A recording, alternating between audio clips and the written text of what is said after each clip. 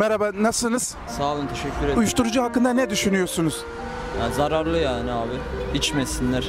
Ülkemizin en büyük sorunlarından bir tanesi. Terörden sonra, hatta terörle aynı derecede diyebilirim. Terör de ondan besleniyor çünkü. Gençlerimiz de bu yolda heba oluyorlar. Millet aldı başını gidiyor ya. Yani gençler heba oluyor, yıpranıyorlar. İyi bir şey olmadığını düşünüyorum. Çok kötü bir şeydir. Kimseye kullanmasını için tavsiye etmiyorum. Çok pis bir şeydir. Uyuşturucu toplumumuza çok zarar veren bir konu öncelikle. Hani toplumsal bilincimizin artırılması gerekiyor bu konuda. Gerek sivil toplum örgütleri, gerekse eğitim düzeyimizi artırarak buna karşı koymalıyız. Özellikle etrafta Esenyurt'ta biliyorsunuzdur, buralarda yaşıyorsanız genelde hani uyuşturucu vakaları çok yoğun gündemimizde, yani sürekli görüyoruz gün içinde, sosyal yaşam içerisinde. Bunun engellenmesi için bence eğitim düzeyi artırılmalı. Uyuşturucu çok zararlı bir madde, kimsenin kullanmamasını tavsiye ederim. Sağlığa zararlı olduğu için çok yan etkisi var. İnsanın başlangıcı ölümüne neden olur. İşlerimiz maalesef mahvoluyor bu uyuşturucu yüzünden. Kötü bir şey olduğunu düşünüyorum. Kötü şey düşünüyorum. 11 yaşına kadar düştü uyuşturucu. Sigara 12 yaşında, 10 yaşında çocuğun elinde sigara var. Abi insanların kullanmaması gereken bir şey ama önüne geçilmiyor. Küçük çocuklar bile şu an uyuşturucuya düşmüş durumda. Yani biz istemiyoruz hani mahallemizde, ilçemizde böyle uyuşturucu kullananların bulunmasını istemiyoruz. Devletimizden hani tek ricamız, tek isteğimiz hani bu uyuşturucu kullananların hepsini temizlemesi. Yani biz çocuklarımızı böyle, kardeşlerimizi dışarılarda gezdiremiyoruz. Yusuf, uyuşturucu hakkında ne düşünüyorsun? Abi bağımlılık yapıyor tabii ya. Herkes kullanıyor. Sokaklarda görüyoruz. Köşe başında insanlar kullanıyor. Gençlerimizle ilgi gösteriyor liseliler özellikle. Kötü. Hala uyuşturucu kullanan ve kim kullandırıyorsa hepsini asmak lazım. Bu kadar basit. Kötü bir şey. Hiç tavsiye etmiyorum millete. Gençlerimizi maalesef bizden koparmakta, bizden uzaklaştırmakta. Bir çocuk kolay yetişmiyor.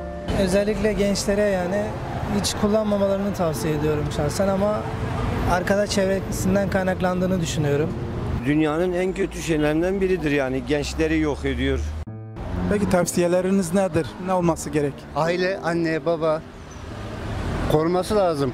Arkadaş çevresi. İşte aile düzeni kurulması lazım. Değil. Aileler zaten kopuk. Yani temeli bozuk yani bu. Ya. Aile çocuğa sahip çıkmadığı için bu çocuk da bu yollara gidiyor. Zaten ailesi yok yani, normal aile. Çünkü çevremize bakıyoruz, hep genelde öyle ailelerin mesela, çocukları gidiyor. 10 tane çocuktan 8'inin 9'unun ailesi zaten dağınık. Bir an önce devletimizin hani bunun önüne geçmesi ve hani bizim de katkıda bulunmamız lazım. O yüzden devletimizden ricamız, sokaklarda istemiyoruz yani, temizlemelerini istiyoruz. Tavsiyelerim, arkadaş ortamı çok önemli bunlarda. Arkadaş ortamlarına dikkat etsinler. Özellikle ülkemizde Gençlik Spor Bakanı'nın gençleri daha çok özellikle hani okula gitmeyen ya da okulda giden gençlerin de daha çok sportif faaliyetlere, daha güzel uğraşlara, nasıl diyeyim, boş gezmektense bir şeylerle uğraşmaya yönlendirilebilir. Arkadaş seçerken çok dikkat etmemiz gerektiğini düşünüyorum. Çünkü çocuk özellikle ergenlik döneminde, bazı dönemlerde böyle bir bunalıma giriyor, bir karamsarlığa giriyor. O konuda kendini yalnız hissettiğinde belki veya ne bileyim bir problemli olduğunda belki çareyi burada buluyor.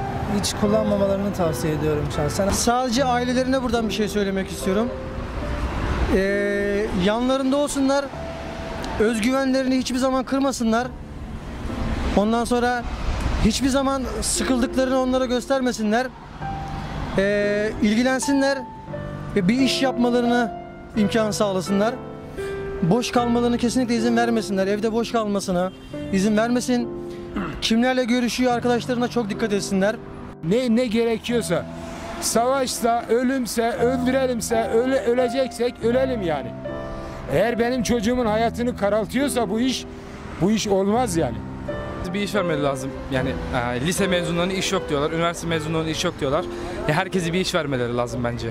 Yani herkes bir işin ucundan tutarsa böyle kötü yollara düşmezler. Devlet ne kadar elinden geliyorsa uyuşturucu kullananlara yardımcı olsun, bir de toplasınlar. Uyuşturucu satanlara da engel olsunlar. Bir şekilde yani toplansın, hepsi cezaevine atılsın. Peki tavsiyen ne olması lazım? Ne olması lazım? Öncelikle ailelerin bilinçlendirilmesi lazım. Sosyal sivil örgütler en azından ailelere bazı eğitimler vermesi lazım. Bu belediye aracılığıyla olabilir veya çeşitli sivil toplum örgütleri tarafından da üstlenilebilir bu eğitimler.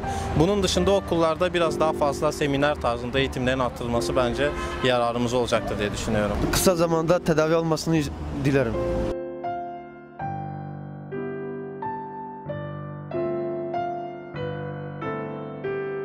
Evet arkadaşlar, sokak röportajımız bitti. Merak ettiğiniz sorular varsa yorum kısmına atabilirsiniz. Biz de o soruları halkımıza sorup merakınızı gideririz. Kendinize iyi bakın. En güzel emanetsiniz. Suat'a bir şey diyor musun? Görüşürüz. Abone olmasınlar. Abone olun. Olsunlar değil mi abi?